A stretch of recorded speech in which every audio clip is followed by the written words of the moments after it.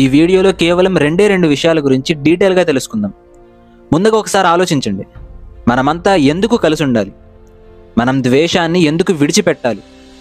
మనమంతా ఎందుకు విడిపోకూడదు? ఎందుకంటే హిందువులైనా, ముస్లిములైనా, క్రైస్తవులైనా మనమంతా పుట్టుకతో సమానమే కాబట్టి కలిసి ఉండాలి, ద్వేషాన్ని విడిచిపెట్టాలి. మనందరిని పుట్టించిన సృష్టికర్త ఒక్కడే కాబట్టి విడిపోకూడదు. ఈ రెండు విషయాల గురించి వివరంగా తెలుసుకుందాం. పుట్టుకతో మనుషులంతా సమానులే అన్న సత్యాన్ని ధార్మికంగా చూద్దాం. మా మతం మాత్రమే గొప్పది, మా మతం కాని వారందరినీ స్నేహభావంతో చూడం, మా మతం కానీ మా కులం కాని వారందరినీ అసహ్యించుకుంటాం. ఇలాంటి విష ఆలోచన ఎవ్వరిలో ఉన్నా వారు సొసైటీలో ఎంత గొప్పవారైనప్పటికీ, మేము సనాతన ధార్మికులము అనే లేబుల్ని పెట్టుకున్న వారైనప్పటికీ వారు అజ్ఞానులు అని మన సనాతన ధర్మం చెప్తుంది. ఎందుకంటే అసలు సనాతన ధర్మం ఇస్తున్న మెసేజ్ ఏంటి అంటే అద్వైష్ట సర్వభూతానాం మైత్రః కరుణ ఏవచ అంటుంది. ప్రజలందరితో ద్వేషాన్ని విడిచిపెట్టి అందరినీ స్నేహభావంతో చూడండి అయ్యా, అలాంటి వాడి నాకు ఇష్టుడు అని మన సనాతన ధర్మం చెప్తుంది.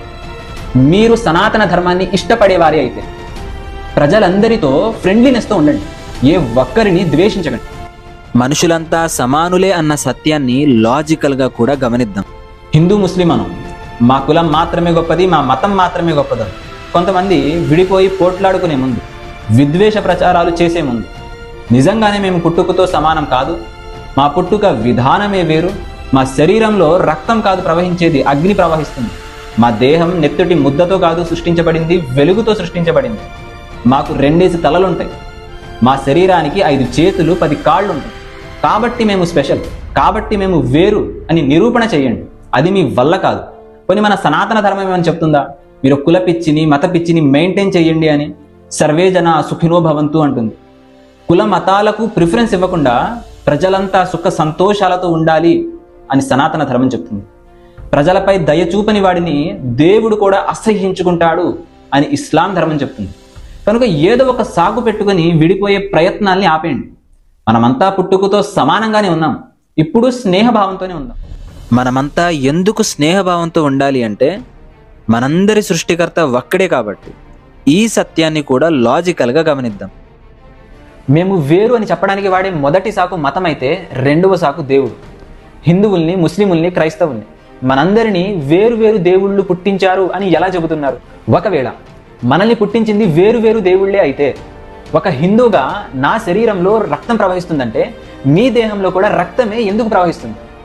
ఒక ముస్లింగా నా శరీరానికి 2 కాళ్ళు 2 చేతులు ఉంటే మీ దేహానికి కూడా 2 కాళ్ళు 2 చేతులు ఎందుకున్నాయి? ఒక క్రిస్టియన్గా నా ముఖానికి 2 కళ్ళు 2 చెవులు ఉంటే మీ ముఖానికి కూడా 2 కళ్ళు 2 చెవులు ఎందుకున్నాయి? మన శరీర నిర్మాణమే చెప్తుంది.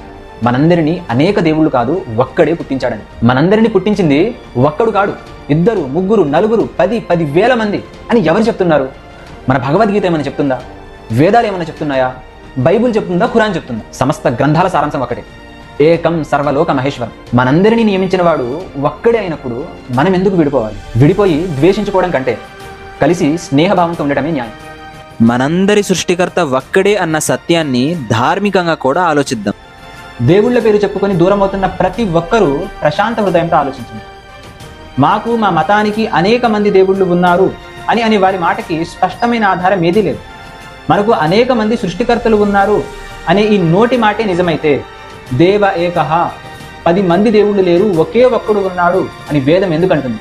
మనకు అనేక మంది దేవుళ్ళు ఉన్నారు అనే మాటే నిజమైతే, నద్వితీయాయ తత్సుహ, 2వ వానిగా చేయడానికి ఆయన ప్రక్కన మరొకడు లేడు అని ఉపనిషత్ ఎందుకంటుంది? అనేక దేవుళ్ళు అన్న ఈ మాటే నిజమైతే, ఏక భక్తిర్ విశిష్యతే, ఒక్క దేవుని యందే భక్తి గలవాడు శ్రేష్ఠుడు అని శ్రీకృష్ణుల వారు ఎందుకన్నారు? మనుషులందరినీ అనేక నియామకులు నియమించారు అనే మాటే నిజమైతే, మనందరి దేవుడు ఒకే ఒక్కడు అని బైబిల్ ఎందుకంటుంది?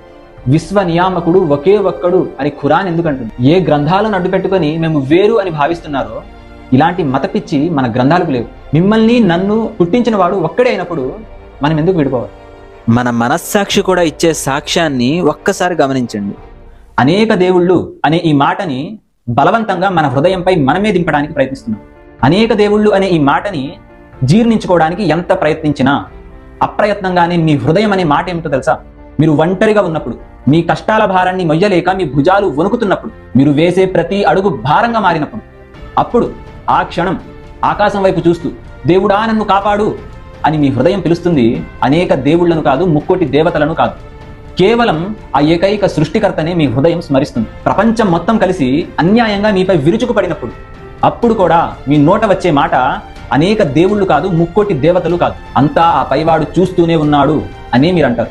మనందరి సృష్టికర్త ఒక్కడే అనే నిజం మన హృదయంలో నాటుకుపోయింది. మీరు విడిపోవాలి అనే ప్రయత్నంలో ఈ నిజాన్ని కూడా మీ హృదయం నుండి పీకేస్తున్నారు. మనందరి దేవుడు ఒక్కడే అనే ఈ నిజభావనే మనందరినీ ఐక్యపరిచేది. మన హృదయంలో దాగి ఉన్న ఈ నిజాన్ని మేల్కొల్పడానికే ఆ పైవాడు సమస్త గ్రంథాలను పంపాడు. ఈ వీడియోపై మీ అభిప్రాయాన్ని క్రింద కామెంట్లో తెలపండి. ప్రజల ఐక్యత కోసం ఈ వీడియోని ప్రతి ఒక్కరికి షేర్ చేయండి.